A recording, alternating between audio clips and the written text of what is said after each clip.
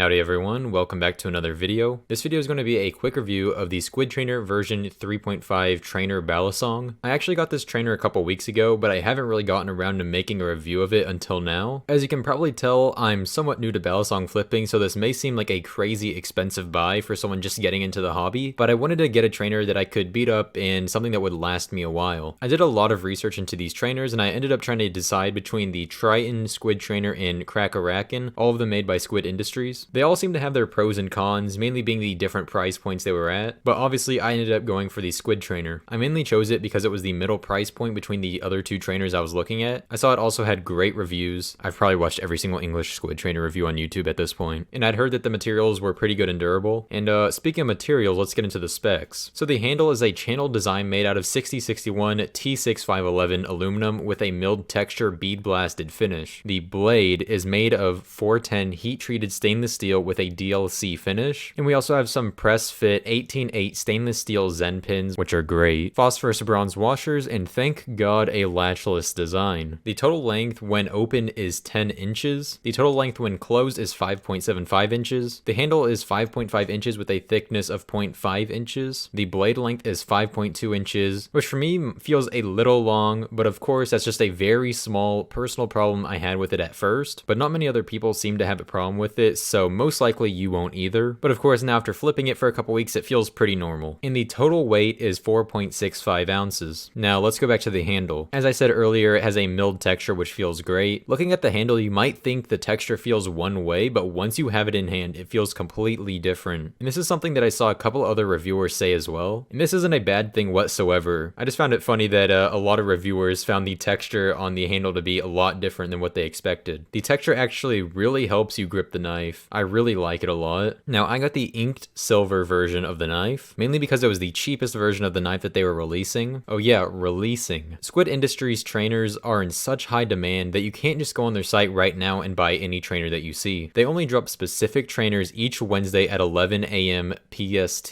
To see which specific trainers they're releasing, you need to go sign up for their newsletter, which is just entering your email, where they will then email you a drop list a couple days before Wednesday. But if there is a color that you really want, I recommend just waiting a couple weeks until you see your specific trainer in the drop list rather than just settling for something else. Oh yeah, these trainers also sell out in minutes, if not a minute, so you need to be on the site ready as soon as they're dropped. Personally, if you have the budget and you're looking for a nice, good, durable trainer like I was, I would definitely recommend this. It feels super smooth while flipping, had barely any play out of the box, and virtually no tap, which is absolutely incredible. I'd also recommend buying the maintenance kit with it, just so you can maintain the Balisong over the years or just tune it how you like. Oh yeah, and here's a sound test.